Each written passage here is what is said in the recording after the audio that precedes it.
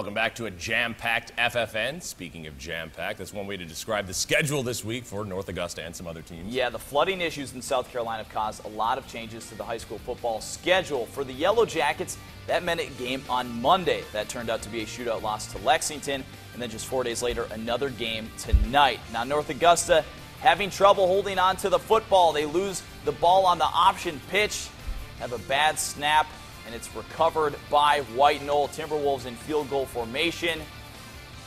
And it would be, well, actually, this is another recovery by White Knoll, another turnover for North Augusta. This field goal was blocked by North Augusta. However, White Knoll would knock off the Yellow Jackets 24-7 tonight. Also in 4A Region 5, South Aiken playing their second game this week. They were at Irmo. The Irmo Yellow Jackets hosting the South Aiken Thoroughbreds. Early first quarter, South Aiken quarterback Bowen Smith's pass is picked off in the end zone by Irmo's Nick Jenkins. He's going to return it back to the 38-yard line to Irmo quarterback Mason Smith then.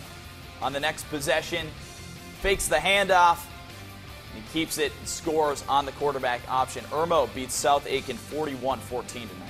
All right, back in Aiken, another team, the Hornets, on just 4 days rest, hosting Swansea tonight. Sluggish first half. Aiken up 7-6 in the third when Quamaine Simpkins lights a fire under his team on the punt return. He will eventually disappear behind the bench, but not before going 60 yards, setting up the Aiken Hornets into the red zone. There he goes, down in front. 4 snaps later, on 4th and 3 from the 11, Bryson Jones keeps the play alive, and he finds Bryson Carolina. Bryson puts Aiken up 14-6 after 3. Then Brayton Sanders in the fourth quarter looking to put this one away. He bursts through the line, and he is going to go 60 yards for the score.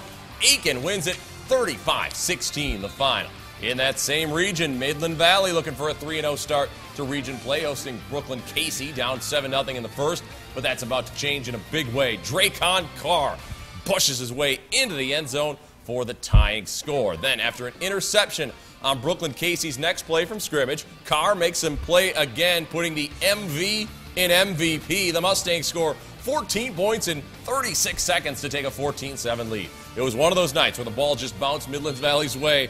Just before the half, fumble into the end zone, but John Cogburn there to fall on it. Mustang touchdown. Midland Valley wins it 21-7, the final. Well, up in Edgefield County, we've got a big region showdown featuring maybe the best team in the CSRA so far this season. Yeah, Strom-Thurmond 7-0 with big wins over quality opponents. North Augusta and Abbeville trying to beat another good team at home tonight in Saluda. Third quarter, 20-10. Saluda quick snap handoff to Jawan Edwards, gets in for the touchdown. 20-17 tight ball game. Saluda's forced win puts too much air on it, and it's picked off by Malik Nicholson. And he's going to get some return yardage. Dodges a guy there.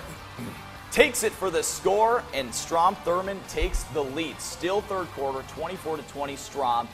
First play of the next Tiger series, Tyrell Abney calls his own number, and he's off to the races. 85 yards to the house, 27-24 Saluda at this point. They get the ball back.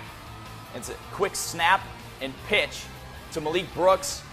And again, Brooks does the rest. Saluda getting their yards on the ground. And they knock off an undefeated Strom. Again, Rebels lose their first game of the season, 34-31. Class A action. Williston Elko on a 4-game winning streak, hosting Blackville Hilda tonight. Starting the third quarter for this one, 21-0.